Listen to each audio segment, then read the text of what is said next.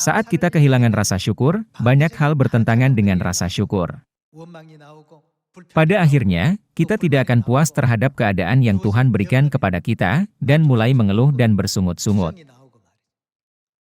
3.500 tahun yang lalu, melalui sejarah bangsa Israel, di padang gurun dalam perjalanan menuju Kanaan, yang adalah bayangan, Tuhan telah menunjukkan kepada kita akibat mereka yang kehilangan rasa syukur.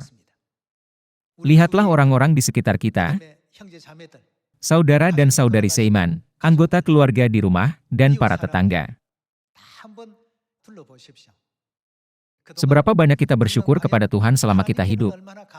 Seberapa banyak kita berterima kasih kepada keluarga? Berapa banyak kita berterima kasih kepada tetangga kita, kerabat, dan kenalan? Jika hal-hal seperti itu kurang dalam hidup kita, dalam waktu yang tersisa, kita harus menunjukkan ketulusan dan hati kita untuk mengisi rasa syukur bahkan sedikit.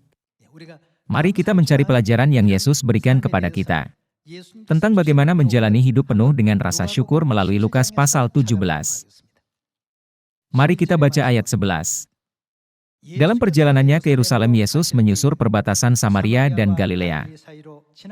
Ketika ia memasuki suatu desa, datanglah 10 orang kusta menemui dia. Mereka tinggal berdiri agak jauh dan berteriak, "Yesus, Guru, kasihanilah kami." Lalu ia memandang mereka dan berkata, "Pergilah, perlihatkanlah dirimu kepada imam-imam." Dan sementara mereka di tengah jalan, mereka menjadi tahir. Seorang dari mereka, ketika melihat bahwa ia telah sembuh, kembali sambil memuliakan Allah dengan suara nyaring, lalu tersungkur di depan kaki Yesus dan mengucap syukur kepadanya. Orang itu adalah seorang Samaria. Lalu Yesus berkata, "Bukankah ke-10 orang tadi semuanya telah menjadi tahir? Di manakah yang 9 orang itu? Tidak adakah di antara mereka yang kembali untuk memuliakan Allah selain daripada orang asing ini?" Lalu ia berkata kepada orang itu, "Berdirilah dan pergilah, imanmu telah menyelamatkan engkau." 9 orang lainnya juga menerima kasih karunia Tuhan, tetapi mereka tidak kembali untuk mengucap syukur kepada Yesus. Jadi, dia berkata dengan sakit hatinya, "Di manakah ke-9 orang lainnya?" Mengapa Yesus meninggalkan kata ini? Meskipun mereka semua menerima kasih karunia yang sama, 1 orang Samaria mengucap syukur, tapi 9 orang lainnya tidak mengucap syukur. Yesus membedakan antara mereka yang mengucap syukur dan mereka yang tidak mengucap syukur. Dengan demikian, Yesus menjelaskan sekali lagi perintah untuk mengucap syukur.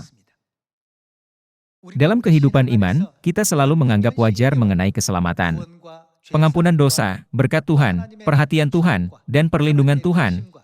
Berkat semua kasih karunia ini, kita bisa tetap hidup tanpa kecelakaan apapun hari ini. Jadi, hanya karena kita tidak dapat melihatnya, itu tidak berarti bahwa Tuhan tidak menjaga kita. Jadi, sekalipun kita tidak bisa melihatnya, Tuhan selalu menjaga kita. Apa yang Tuhan janjikan kepada kita sampai hari terakhir? Bukankah Tuhan berkata, "Aku akan menyertai kamu senantiasa"? Tuhan selalu memperhatikan kita, dengan berpikir, apakah mereka akan jatuh ke dalam pencobaan dosa? Bukankah mereka menempuh jalan yang salah, jalan menuju neraka, bukan ke kerajaan sorga? Sederhananya, bahkan saat anak-anaknya berumur 100, orang tua tetap memperhatikan anak-anaknya. Karena Tuhan Ibu menjaga dan melindungi kita dengan hatinya seperti ini, kita dapat berada di sini hari ini.